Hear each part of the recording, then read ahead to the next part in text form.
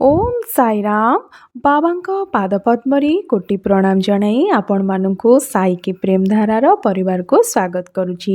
ଆପଣମାନେ ଦେଖୁଛନ୍ତି ଆଜିର ସାଇ କଥା ଶ୍ରୀ ସାଇ ସଚ୍ଚରିତ୍ରରୁ। ଆମେ ପୂର୍ବରୁ ଦେଖିଥିଲେ ବାବା ଦୁଇ ନିଷ୍ପାପ ଝିଟିପିଟି ଭଉଣୀଙ୍କ ବିଷୟରେ କିପରି ଭାବରେ ଭବିଷ୍ୟତ ବାଣୀ କରିଥିଲେ ତାଙ୍କର ମିଳନକୁ ନେଇ। ଆଜି ଆମେ ଦୁଇଟି ଛେଳି କାହାଣୀ ଜାଣିବା। ସେମାନଙ୍କର ଭବିଷ୍ୟତ ନୁହଁ, ସେମାନଙ୍କର ପୂର୍ବ ଜନ୍ମର କଥା ବାବା ଏଠି ଆମକୁ କହିଛନ୍ତି।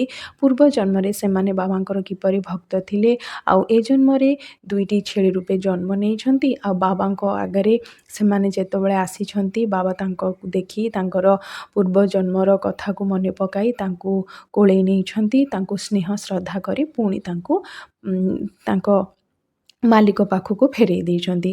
ବାବାଙ୍କ ପାଖରେ ତ ଆମେ ଜାଣିଛେ ସମସ୍ତେ ସମାନ ଥିଲେ। ସେ ମନୁଷ୍ୟ ହେଉ କି ପଶୁପକ୍ଷୀ କିମ୍ବା କୀଟପତଙ୍ଗ ସରୀସୃପ ସେ ଯାହା ବି ହେଉନା କାହିଁକି, ବାବାଙ୍କ ପାଖରେ ସମସ୍ତେ ସମାନ ଥିଲେ। ଏଭଳି ଗଛଟାକୁ ମଧ୍ୟ ବାବା ଅତ୍ୟନ୍ତ ସ୍ନେହ କରୁଥିଲେ। ବାବା ନିଜେ ଗୋଟେ ଲେଣ୍ଡି ବାଗ୍ କରିଥିଲେ, ସେଥିରେ ବହୁତ ଗଛ ଲଗେଇଥିଲେ। ଚାରା ଆଣି ବାବା ନିଜେ ସେଠି ଲଗାଉଥିଲେ, ପାଣି ଦେଉଥିଲେ, ଗଛର ଯତ୍ନ ନେଉଥିଲେ। ବାବାଙ୍କ ପାଖରେ ସମସ୍ତେ ସମାନ ଥିଲେ, ସମସ୍ତଙ୍କୁ ସେ ସମାନ ଭାବରେ ପ୍ରେମ କରୁଥିଲେ। ଆଜିର ଏହି ସୁନ୍ଦର କାହାଣୀଟି ଆପଣଙ୍କୁ ଶୁଣିଲା ପରେ ବାବାଙ୍କର ସର୍ବବ୍ୟାପକତାର ପରିଚୟ ସହିତ ଆହୁରି ବାବାଙ୍କ ପ୍ରତି ଆପଣଙ୍କର ମନରେ ଅତ୍ୟନ୍ତ ଭଲ ପାଇବା ସହିତ ସ୍ନେହ ଭକ୍ତିଭାବ ନିଶ୍ଚିତ ଭାବରେ ଉତ୍ପନ୍ନ ହେବ। ତେବେ ଡେରି ନ କରି ଚାଲନ୍ତୁ ଶୁଣିବା ଆଜିର ଏହି ସୁନ୍ଦର କାହାଣୀଟି ଦୁଇ ଛାଗଳଙ୍କର କଥା। ଦିନେ ବାବା ଲେଣ୍ଡିବାଗରୁ ଫେରୁଥିବା ବେଳେ ବିପରୀତ ଦିଗରୁ ଏକ ଛେଳି ପଲ ଆସିଲେ। ତା ମଧ୍ୟରୁ ଦୁଇଟି ଛେଳି ପାଖକୁ ଯାଇ ବାବା ପ୍ରେମ ସହକାରେ ସେମାନଙ୍କର ପିଠି ଆଉଁସି ଦେଲେ ଓ 32 ଟଙ୍କା ଦେଇ କିଣିନେଲେ। ଉପସ୍ଥିତ ଭକ୍ତମାନଙ୍କର ଆଶ୍ଚର୍ଯ୍ୟର ସୀମା ରହିଲା ନାହିଁ, କାରଣ 32 ଟଙ୍କା ସେହି ସମୟରେ ବହୁତ ମୂଲ୍ୟ। ଆଉ ବାବା ଦୁଇଟା ଛେଳିକୁ 32 ଟଙ୍କା ଦେଇକି କିଣିଲେ, ସେଥିପାଇଁ ଭକ୍ତମାନେ ଟିକେ ଆଶ୍ଚର୍ଯ୍ୟ ହେଲେ କି ଏତେ ଟଙ୍କା ଦେଇ ବାବା କାହିଁକି ଛେଳି ଦୁଇଟାକୁ କିଣିଲେ ବୋଲି। ସେମାନେ ଭାବିଲେ ଯେ ବାବା ଠକିଗଲେ, କାରଣ ଛେଳି ଗୋଟିକର ଦାମ 2 ଟଙ୍କା ଭିତରେ ହୋଇଥାନ୍ତା। ବେଶୀରୁ ବେଶୀ ହେଲେ 3 ରୁ 4 ଟଙ୍କା କି ଅତି ବେଶୀ ହେଲେ 8 ଟଙ୍କା ହେଇଥାନ୍ତା। ମାତ୍ର 16 ଟଙ୍କା ଗୋଟିଏ ଛେଳିର ମୂଲ୍ୟ। ସେମାନେ ବାବାଙ୍କ ଉପରେ ଅସୁଖୀ ହେଲେ। ସେ ସମୟର ମୂଲ୍ୟକୁ ଦେଖିଲା ବେଳେ 2-3 ଟଙ୍କା ବହୁତ, ବେଶୀରୁ ବେଶୀ ହେଲେ 8 ଟଙ୍କା, କିନ୍ତୁ ବାବା ଗୋଟେ ଛେଳିର ଦାମ 2-3 ଗୁଣ ଅଧିକ ଦେଇକି କିଣିଛନ୍ତି, 16 ଟଙ୍କା ଦେଇକି କିଣିଛନ୍ତି। ସେମାନେ ଟିକେ ବାବାଙ୍କ ଉପରେ ଅଭିମାନ କଲେ କି ବାବା 16 ଟଙ୍କା ଲେଖା ଦେଇକି ଦୁଇଟା ଛେଳି 32 ଟଙ୍କାରେ କିଣିଛନ୍ତି। ତାପରେ ଶ୍ୟାମା ଓ ତାତ୍ୟା ସେମାନଙ୍କର ଅସନ୍ତୋଷ ପ୍ରକଟ କଲେ। ବାବା କହିଲେ, ମୋର ତ ଘରଦ୍ୱାର କି ପତ୍ନୀ ନାହିଁ, ଟଙ୍କା ରଖି କ'ଣ ହେବ? ଯାଅ, ଏହି ଟଙ୍କାରେ ବଜାରରୁ 4 ସେର ଡାଲି କିଣି ସେମାନଙ୍କୁ ଖୁଆଅ।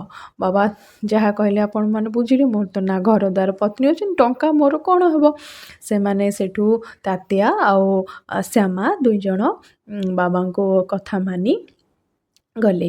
ଛେଳି ଦୁଇଟି ଖାଇସାରିବା ପରେ ବାବା ସେମାନଙ୍କର ମାଲିକଙ୍କ ହାତକୁ ଛେଳି ଦୁଇଟିକୁ ଫେରାଇ ଦେଲେ। ଛେଳି ଦୁଇଟି ଯେତେବେଳେ ଖାଇସାରିଲେ, ବାବା ପୁଣି ସେ ଛେଳି ଦୁଇଟିକୁ ଫେରାଇ ଦେଲେ। ଏହାପରେ ଛେଳି ଦ୍ୱୟର ପୂର୍ବ ଜନ୍ମର କାହାଣୀ ବାବା ନିମ୍ନ ପ୍ରକାର କହିବାକୁ ଲାଗିଲେ।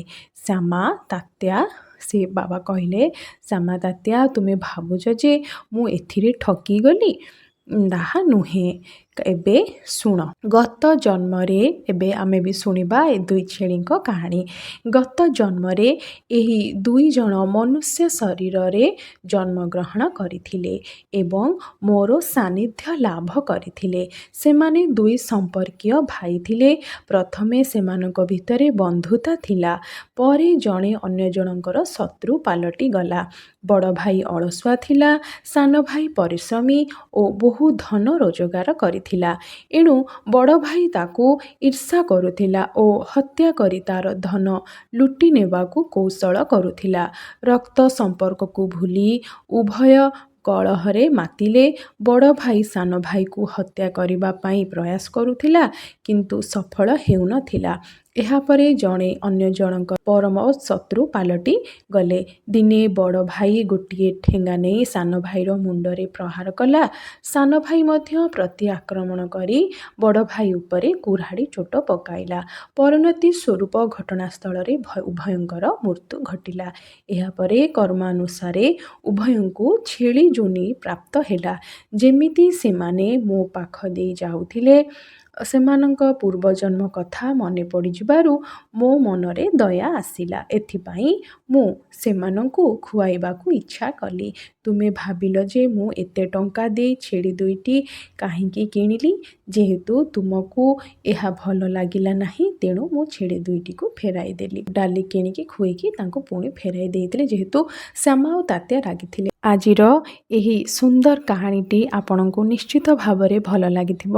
ଆପଣ ଦେଖିଲେ ବାବା କିପରି ଦୁଇ ଛେଳିଙ୍କର ପୂର୍ବ ଜନ୍ମର କଥାକୁ ସ୍ମରଣ କରି ତାଙ୍କୁ ପାଖକୁ ଡାକିଥିଲେ ଏବଂ ତାଙ୍କୁ ଖୁଆଇ ପୁଣି ତାଙ୍କ ମାଲିକ ପାଖକୁ ଫେରାଇ ଦେଇଥିଲେ। ବାବାଙ୍କ ପାଖରେ କେବଳ ମନୁଷ୍ୟ ନୁହଁ, ସମସ୍ତ ପ୍ରାଣୀଙ୍କ ପ୍ରତି ତାଙ୍କ ହୃଦୟରେ ସମାନ ଦୟା ସ୍ନେହ ଭାବ ଥିଲା। ଆମେ ଏକଥା ପୂର୍ବରୁ ବି ଜାଣିଛେ। ବାବାଙ୍କ ପାଖରେ ଆଜି ଏତିକି ପ୍ରାର୍ଥନା, ହେ ଦୟାର ସାଗର, ଆପଣଙ୍କର ଦୟାର ବିନ୍ଦୁ ସବୁ ଭକ୍ତଙ୍କ ଉପରେ ଏପରି ବରସୁଥାଉ। ଆପଣଙ୍କ କୃପା ଛାୟାରେ ଆମକୁ ଘୋଡ଼େଇ ରଖିଥାନ୍ତୁ। ଆପଣଙ୍କର ଆଶୀର୍ବାଦ ସମସ୍ତଙ୍କ ଉପରେ ଥାଉ। ସମସ୍ତେ ଆପଣଙ୍କର ପାଦ ତଳେ ନତମସ୍ତକ ହୋଇ କହିବା, ଜୟ ଶ୍ରୀ ସାଇ। ଆଜିର ଏହି ଭିଡ଼ିଓଟି ଯଦି ଆପଣଙ୍କୁ ଭଲ ଲାଗେ, ତେବେ ଆମ ଚ୍ୟାନେଲଟିକୁ ସବସ୍କ୍ରାଇବ୍ କରିବାକୁ ଭୁଲିବେନି। ସାଇକି ପ୍ରେମଧାରାର ପରିବାରରେ ଯୋଡ଼ି ରହିବାକୁ ଆପଣଙ୍କୁ ଅନୁରୋଧ।